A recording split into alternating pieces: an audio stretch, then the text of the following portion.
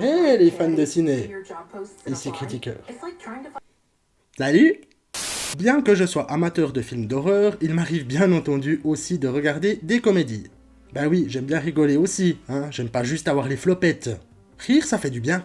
Le rire peut être une chose extrêmement puissante. C'est que parfois, dans la vie, c'est la seule arme qui nous reste. Le rire est la plus Mais parfois, je me demande comment on peut mettre des scènes aussi flippantes dans des comédies destinées à toute la famille. Vous pensez que la trouille ne peut pas s'inviter partout? Que les films drôles le sont toujours? Vous vous sentez en sécurité en les regardant? Eh bien, je vais vous présenter 5 comédies familiales où, l'espace d'un instant, ce n'est plus drôle du tout. Il n'y aura pas de film d'animation dans cette liste, et tous les métrages présentés avaient un âge maximal de 10 ans au moment de leur sortie, ou n'étaient pas soumis à une vérification stricte. Allez, on appuie sur play, et c'est parti pour le palmarès. Je ne sais pas si tu es une fille ou un garçon. Alors je vais t'appeler ta mère.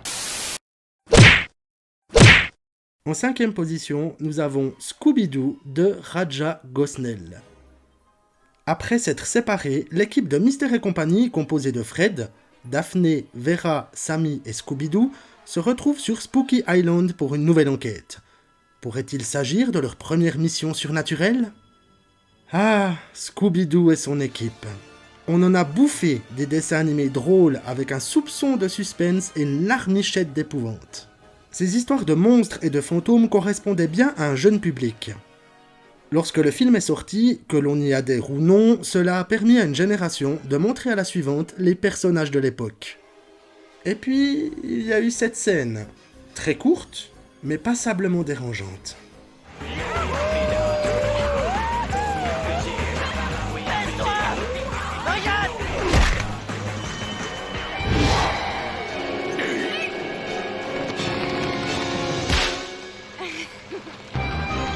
Alors oui, c'est Scooby-Doo. Oui, le frisson est bien le fond de commerce du dessin animé comme du film. Et oui, il faut s'attendre à frémir à quelques moments.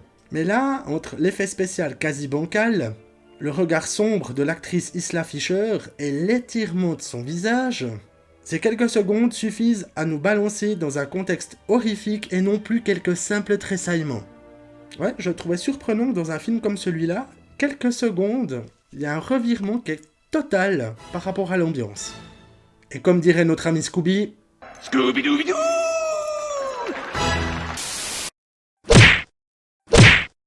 En 4e position, nous avons Le Fils du Masque de Lawrence Gutterman. Tim, dessinateur de dessins animés tentant désespérément de percer, découvre un jour un masque étrange.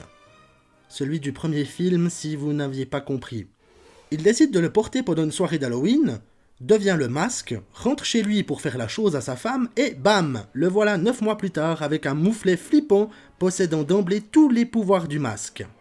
Mais Loki est à leur recherche. Soyons honnêtes, on tient ici une des bouses les plus phénoménales du cinéma. Sur les 94 minutes du métrage, environ 92 minutes sont clairement à jeter. Pourtant, malgré un lot incroyable de scènes malaisantes, je pense que celle-ci est celle qui décadre le plus du métrage. La décision est prise. Tu vas d'abord en pédiatrie et après on fonce chez l'exorciste.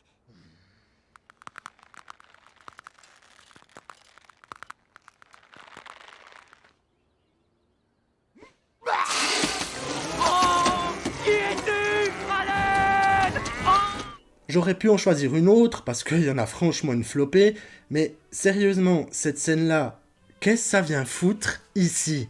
Alors oui, c'est un clin d'œil à l'exorciste.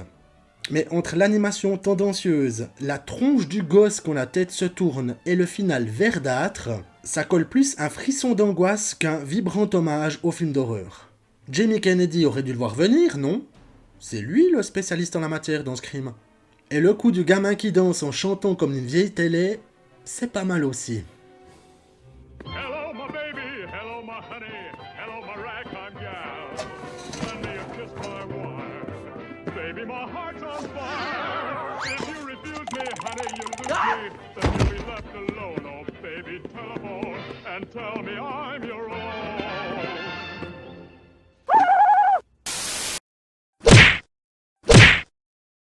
À la troisième place, nous avons Qui veut la peau de Roger Rabbit de Robert Zemeckis.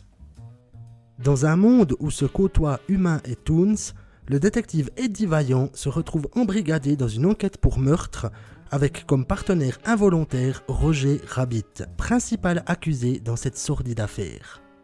Qui ne connaît pas ce film? Sérieux?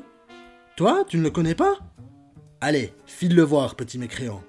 Sans rire, c'est l'un des piliers des années 80 et du cinéma en général. Avec des acteurs au top, une intrigue bien troussée et du rire à gogo, c'est un magnifique moment de cinéma.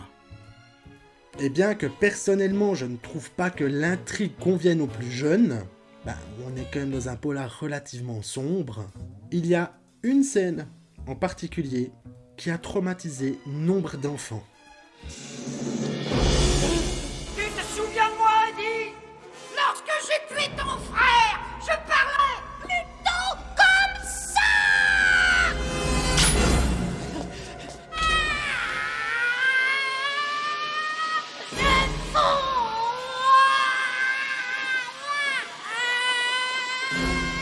Je fonds, mais quel monde! Oh non! Le combat final contre le juge de mort, interprété magistralement par Christopher Lloyd, est visuellement dérangeant et on peut dire que pour un film tout public, ils sont allés assez loin. Le regard terrifié d'Eddie, les yeux tounesques du juge, son sourire indélébile alors qu'il essaye de tuer le détective, et son trépas dans la trempette, qui est un hommage à la mort de la sorcière dans Le Magicien d'Oz, qui a aussi provoqué quelques remous à l'époque, sont autant d'éléments qui font basculer le film, l'espace de quelques minutes, dans quelque chose de beaucoup plus sombre et dérangeant. Mais ça reste un putain de classique.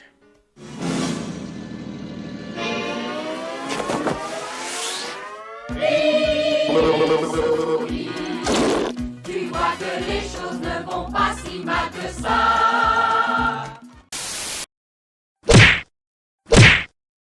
À la deuxième place, nous avons Allô maman, c'est encore moi de Amy Heckerling. 3 ans après la naissance de Mikey, sa maman Molly et son ancien babysitter James lui fabriquent une petite sœur, Julie. Prenant son rôle de grand frère très à cœur, le bambin va pourtant se rendre compte de la complexité de partager sa vie avec cette frangine qui n'a clairement pas la langue dans sa poche. On est dans une bonne vieille comédie des années 90 qui ne casse pas intensément des briques mais qui est sublimée par le doublage de Daniel Auteuil pour Mikey et Dominique Lavanon pour Julie. Mais dans cette comédie familiale, il y a 2 scènes qui me posent souci. J'aurais pu vous parler du bonhomme toilette qui peut potentiellement provoquer un évitement d'aller pisser un coup durant la nuit quand on est enfant. Mais l'autre passage en question m'a collé les miquettes pendant un moment.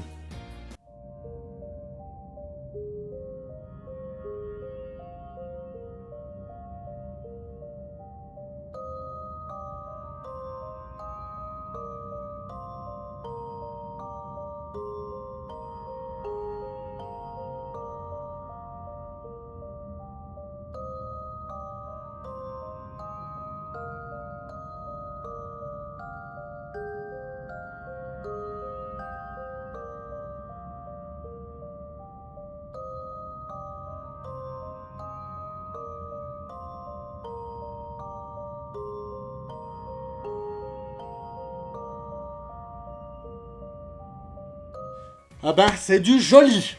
Mikey, pépouze dans son lit, cauchemarde et il fait pas les choses à moitié, le bougre. Un démon débarque dans sa chambre et prend possession d'un ours en peluche qui se transforme en l'une des machines à tuer les plus exemplaires dans le monde des films d'horreur sur les jouets. Mais c'est dingue! C'est dingue! Alors je veux bien que cette scène soit une représentation des peurs enfantines, mais dans un film qui plus est une comédie familiale, y avait pas moyen de faire plus soft? Non mais c'est une scène qui pourrait arriver dans Conjuring, un truc pareil! Moralité, méfiez-vous des ours en peluche. Hé, mon ami est revenu. Oh. Maintenant ça me revient. Il a assassiné mon ami. Et à la première place, nous avons Junior d'Ivan Reitman. Le docteur Alex S. voit son financement pour ses recherches d'une grossesse sans risque s'évaporer. Pour convaincre les autorités et faire revenir le pognon, lui et son collègue Larry décident de tenter l'impossible. faire d'Alex le premier homme enceint pour prouver l'efficacité de son travail. Là encore, ça sent bon la comédie des années 90.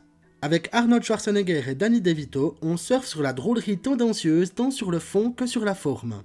Et pourtant, ce film m'a valu une tétanie totale lors d'une scène que j'ai dû affronter à nouveau pour vous concocter ce palmarès.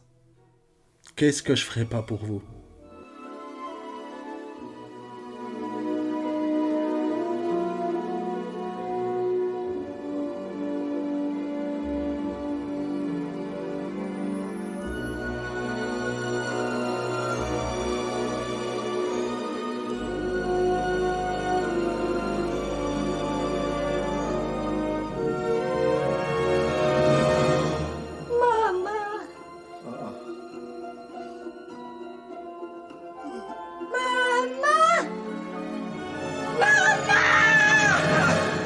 Alors là, il s'agit à nouveau d'un cauchemar, mais quel cauchemar!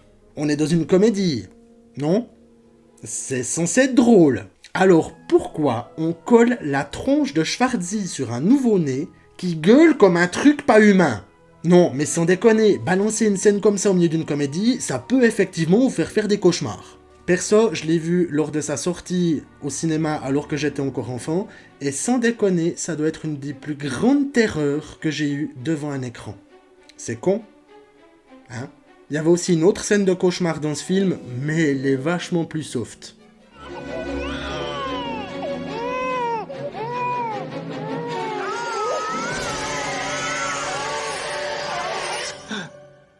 Et vous, fans de ciné, vous pensez que ces scènes sont légitimes? Y avait-il moyen de faire les choses autrement?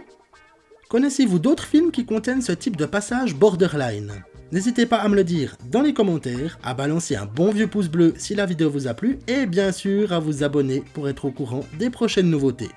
Conseil de palmarès, pour que vous ou vos enfants vous remettiez d'un traumatisme ciné lors du visionnage d'une comédie, écoutez le générique du dessin animé Nicky Larson. Parce que ça calme, et c'est bien connu, Nicky Larson ne craint personne. Sur ce, fans de ciné, je vous laisse, c'était Critiqueur, en direct du canapé. Merci d'avoir regardé cette vidéo, et soyez prudents quand vous matez des comédies, on ne sait jamais. Voilà, encore une vidéo de bouclée. Ah bah c'était pas évident de faire face à ces peurs quand même, hein. Oh putain, non. Non. Non! Oh merde, il est où ce truc? Il est où? Ah, le voilà. Aucun danger ne l'impressionne. Les coups durs, il les affectionne. Et la justice le passionne. Nicky Larson ne craint personne.